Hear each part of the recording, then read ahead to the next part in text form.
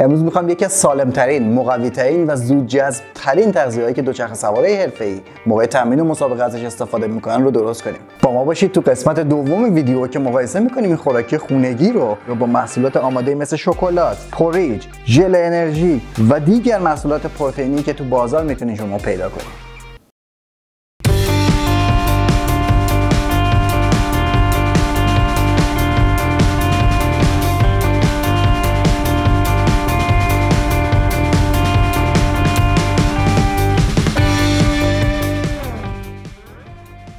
قراره که کیک برنج درست کنیم. کیک برنج یکی از اون چیزاییه که دوچرخه سوارای حرفه‌ای دیگه بهش عادت کردن، یادشون هم نمیره. چی شده؟ همیشه همراهشون و شب قبلش احتمالاً دارن درستش میکنن، اگه کسی واسهشون درست نکرده باشه البته. خب شما احتیاج داریم به 1.5 پیمانه برنج، البته نسبی هستش، ما الان 1.5 پیمانه برنج استفاده میکنیم. برنجتون رو میشورین و بعد اینکه صاف شد میریزین داخل قابلمه‌تون.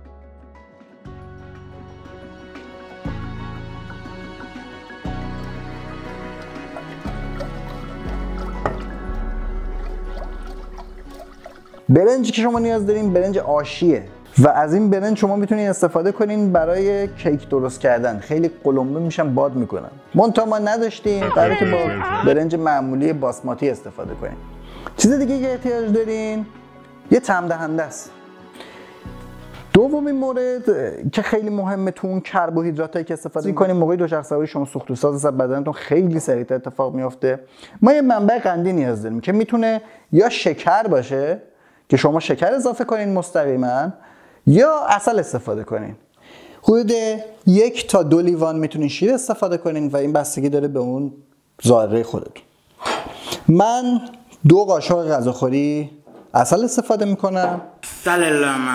خب من الان برنجمو شستم، آماده گذاشتیم اینجا و قراره که شیر استفاده کنیم. خب من برای این کار 2 لیوان شیر میریزم و خب مدت بیشتری قراره که بجوشه، ولی خب من طعم شیر رو توی کیک خیلی دوست دارم، به خاطر همین 2 لیوان شیر استفاده میکنم. همونجوری که گفتم من یه مقدار دیوونه عسل هستم و عسل اگه نباشه نمیشه، به خاطر همون 2 قاشق غذاخوری عسل اضافه میکنیم. این یکی دیگه اضافه میکنیم حدوداً، حالا این بشه 2 قاشق. بله عسلمونو خب الان شیر یه مقدار سرده،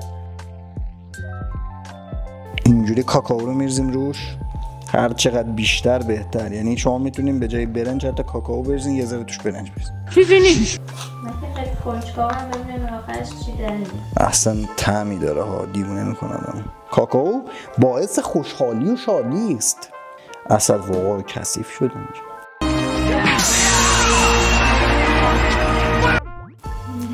الان من پر چیز کنم، عسل کنم، فردا نیلوفر خانم تو راه میگه چقدر عسلی کردی بابا، خودت عسل بودی. قربان دیگه لزومی نداره برای نمک به کشورهای دیگه متکی باشیم. عسل لامصب عسل. اینو میذاریم تا جوش بخوره و برنجامون بپزه توش و بعد قطع میکنیم دیگه.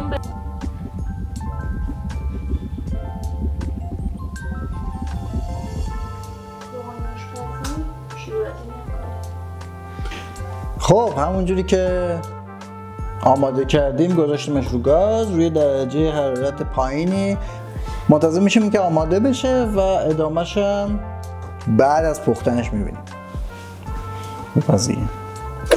خب آقا کیک ما کم کم داره آماده میشه، ولی میبینین که این برنج خیلی خوب نبوده برای کیک درست کردن خیلی، ولی خب الان طعمش رو امتحان کردم خیلی خوب و ملس شده.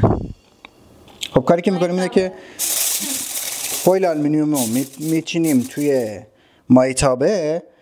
برای چی؟ به خاطر اینکه این قراره که سفت بشه، بعد اون وقت دیگه شما نمیتونین شکلش بدین. میریزیم داخل این فویل آلومینیومی ما برای که قراره خشک بشه. این شکل نمیشه بردش، اینجوری باید قاشق رو بریم به خودتون، کیک نمیشه. رنگ قهوه‌ای کلا رنگ حساسی،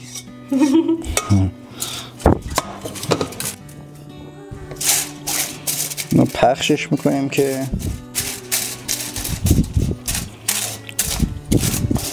به خاطر اینکه قراره که همینجوری درش بیاریم و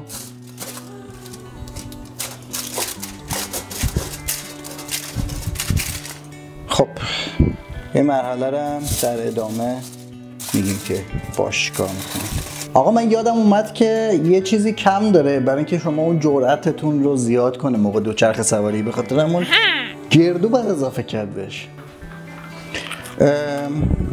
آره 4-5 تا گردو باید پوست بکنیم. این کیک تا خوش نشده میریزیم روی کیک خوشگلمون.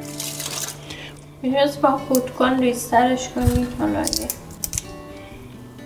کیکمون آماده است و من یه مقدار گردو رو اینجوری قشنگ فشار دادم بره توش. از یه جهت هم دیدم که دارچین عجب بویی میتونه به این بده، یه دارچین هم ریختم توش و الان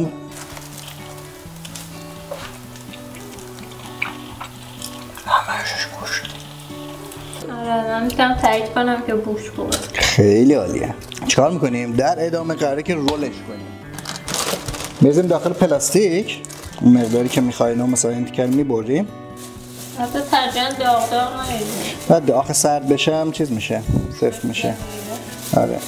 اونو میذارین داخل پلاستیک بعد رولش میکنین به اون شکلی که میخواین. من بلد نیستم خیلی. خرس شد. خیلی زشت شد دیگه.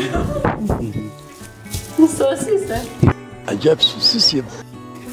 ملت میگن آقا چرا داری اضافه میخوری؟ ولی بد نشد.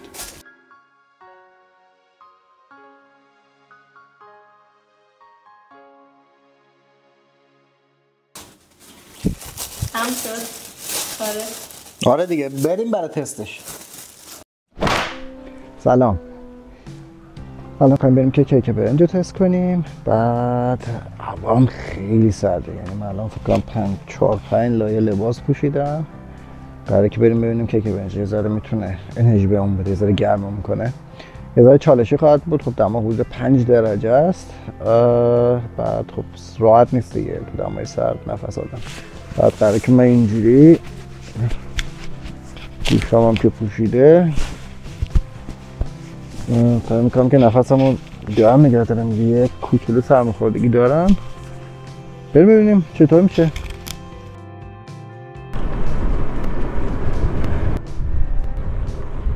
نگاه کنید دور نیروگاه چه دودی میکنه.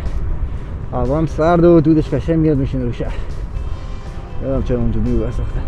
من چقدر از این پاییز بدم میاد، یعنی هوا زشت میشه، تاریک میشه، درخت و برگشون میریزه. ما عاشق سبزی هم. اینا رو هم زدم برای کریسمس.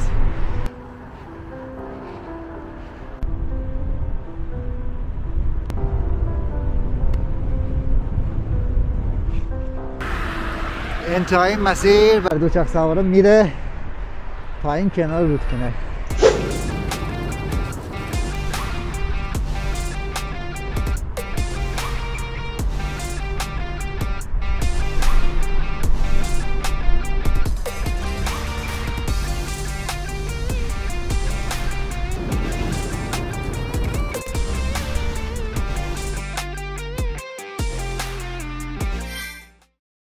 الان دارم میرسم دیگه سر قرار. حتی نهار نخوردم ولی گشتم هم نیست. به 5-6 کیلومتر بیشتر نمیدونم گشتم میشه.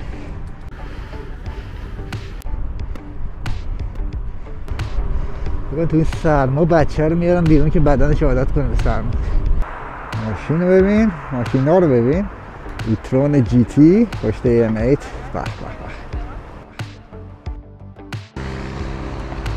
آقا من الان حدود 12 کیلومتر اومدم، هرچی میرم گشتم نمیشه. بعد یه فکر زد به سرم که بریم نزدیک خونه، شاید اونجا گشتم شد، چون اونجا میشه دیگه 23-24 کیلومتر که اومدیم احتمالاً گشتم میشه. یعنی حدود 2-3 کیلومتر مونده به خونه. یه سرباله از اینجا غریبه، قبلش بخورم ببینیم چجوری جذب میشه، چون الان بیشتر از اینم برم فکر می‌کنم سرماخوردگی خیلی شدید بشه. یعنی کم کم داره سرما میزنه به جونم یخ بزنه. تقصیر شماست.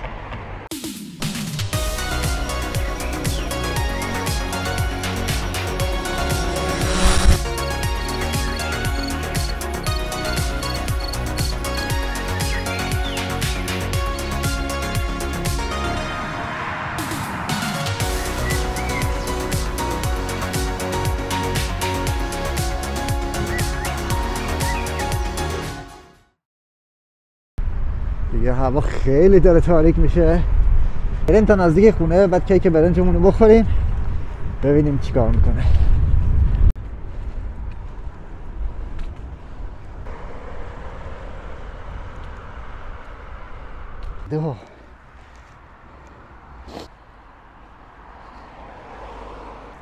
طعمش خوب، مثلا گردوهاش خیلی خوبه.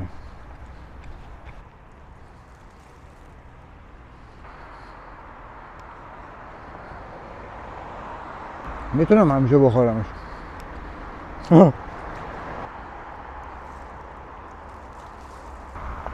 یه شیرینی خوبی داره.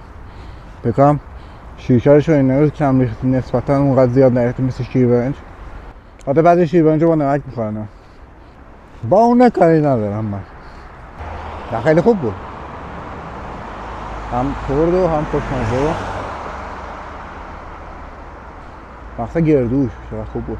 شما میتونید فکر کنم بادوم و اینا هم اضافه کنیم. برید راه بیفتم ببینیم چجوری شد. آقا حرف نداره، الان 1.5 کیلومتر قدم واقعا جذب سریعه، حرف نداره. همش هم مثل کاکائو نیست، مثل پروتئین اینا بمون رو زبونتون، قشنگ میره پایین.